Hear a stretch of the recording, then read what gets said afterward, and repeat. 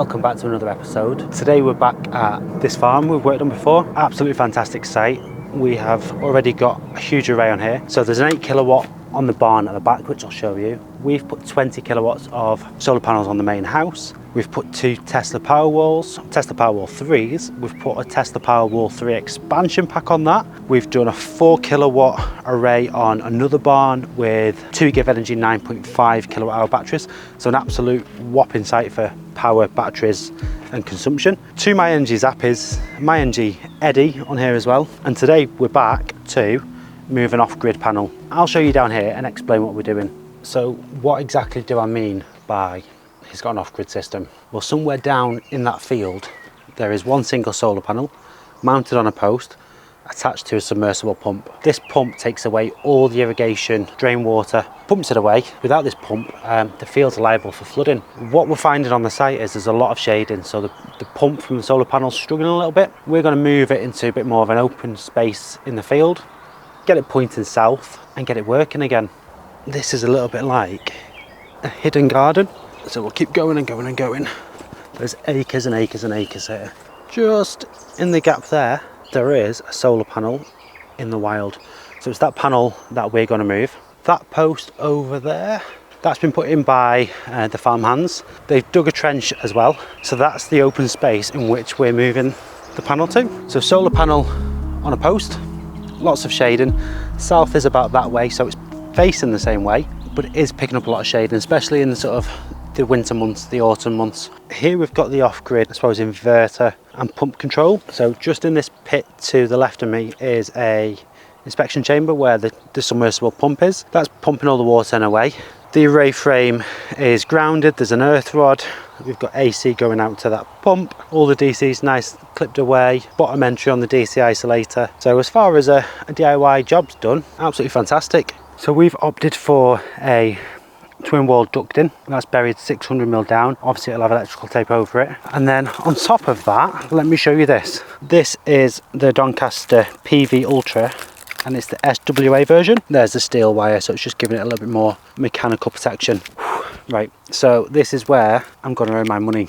I'm going to pull this through. Hopefully it should slide through the ducting quite easily. The only thought process or caveat is already you can see this cable drum roll or whatever you want to call it, it's not geared.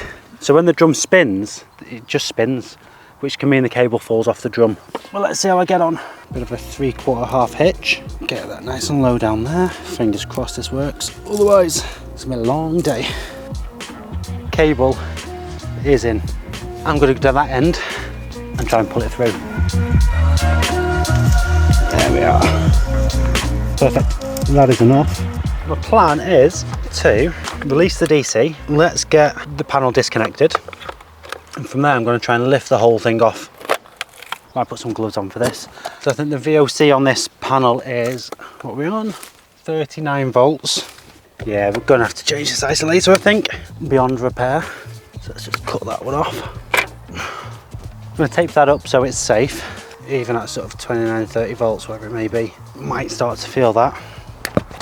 Yeah, there's the neg out. Awesome. Next, let's try and dismantle this panel. There's the array earth off.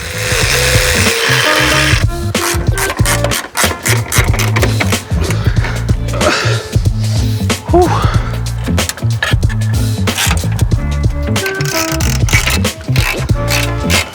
Did a little bit more tension on it. Things you do just to pay your bills, eh? So that's South midday. Happy days. I have got a plan. Honestly, there. I just want to hold that there. I'm not even sure that's tightening. Is it tightening? I can't see. I'm just burning my back here, really. And to be fair, if it had just gone up to the van and got a deep 19mm socket, I wouldn't be messing about like this. But also,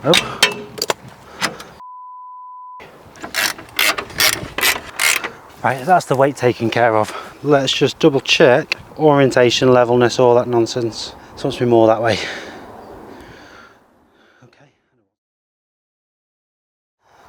I'm back and now I have a deep 19mm. Not much battery left, but a deep 19mm. So orientation wants to come more this way. Let's have a butcher's. Right, that'll do me there. South is that way, so I still think it needs a twist more. Right, I would say that's bang on south.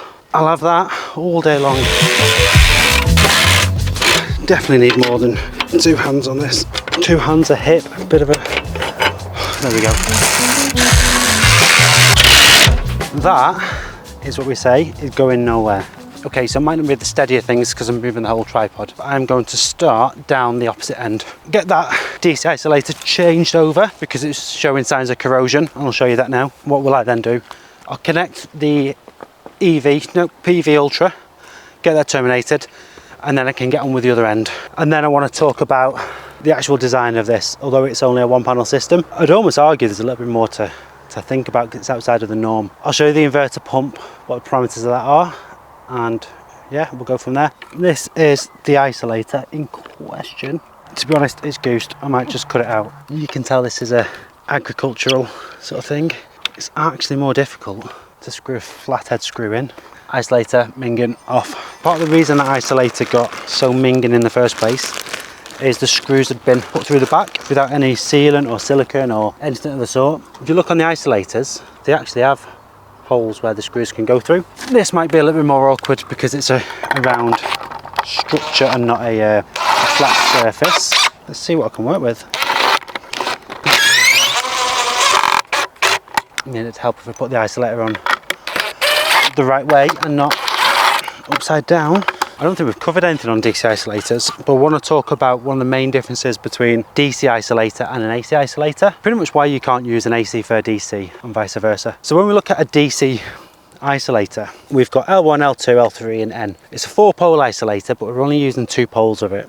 Because what we've got is at the top is we've got links, and those links act as a double disconnection. So when we've got DC can draw an arc. Unlike sort of AC where it's got the frequency going back and forth, DC is direct, so that arc will drag a lot further. So if we were to turn this off under load and it's only got 1 point of disconnection, if you imagine the contactors separating, that arc in that gap will start to be drawn. As we've got the links, it's got 2 points of disconnection, so it's got one on L1, one on L2, and both of those disconnect at the same time, preventing it drawing an arc under load. And that's why we use the links in a DC isolator.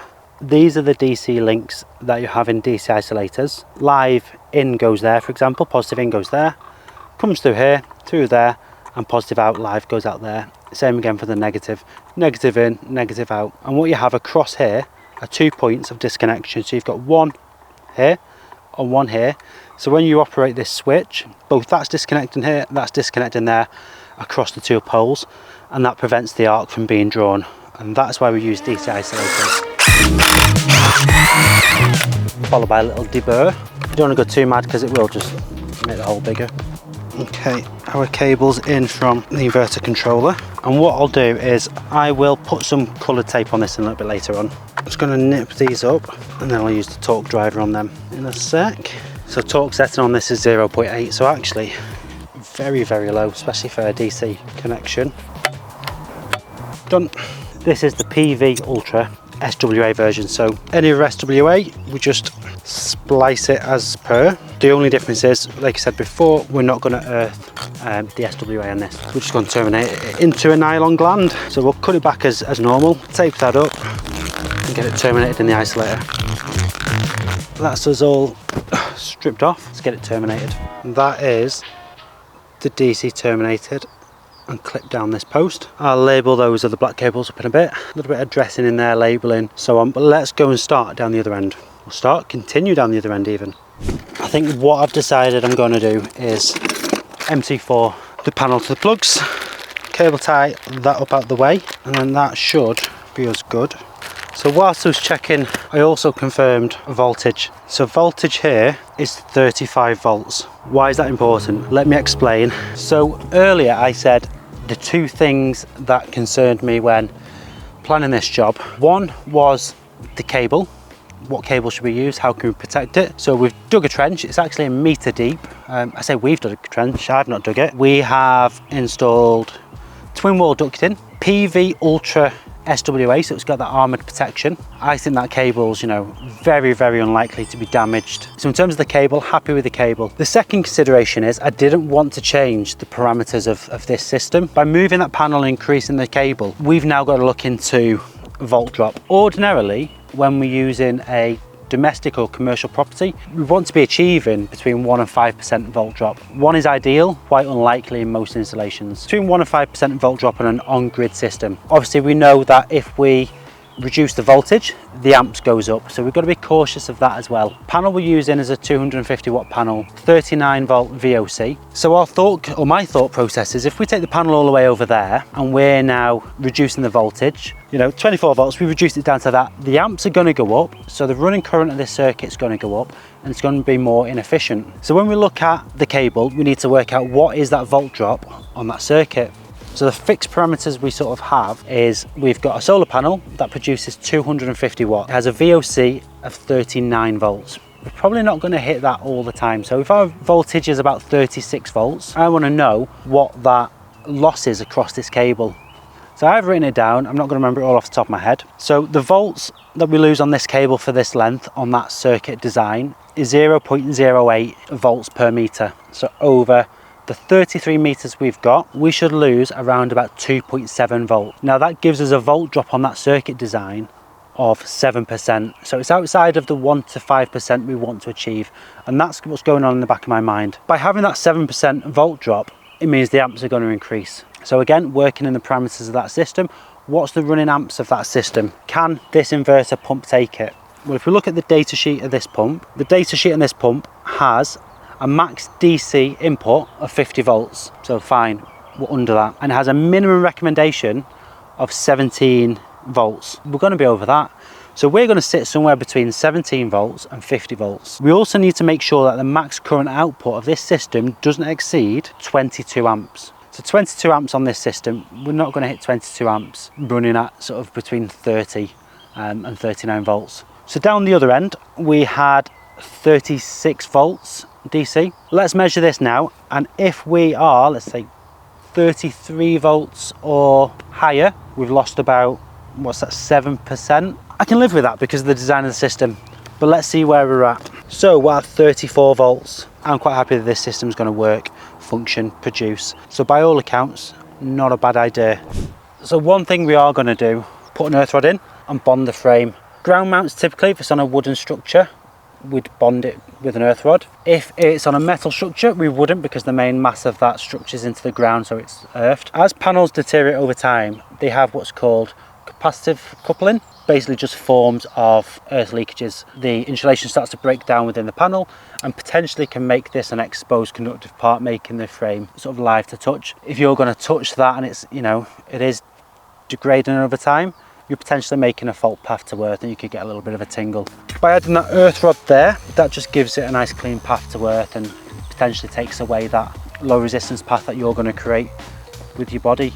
That is me pretty much done. The solar panel's been moved and reconnected. The pump inverter system is all working and doing its job. The function of that pump is actually quite interesting. So across all of this land, there's irrigation ditches, and those ditches collect the water that comes naturally from, you know, uphill. This pump helps to divert the water into other distribution ponds, and those distribution ponds then go on to feed and water the trees, the vegetation, the meadow. This site isn't owned by, you know, a wealthy individual who wants to redevelop it. This site has been bought purely to plant trees, to turn it into a nature reserve.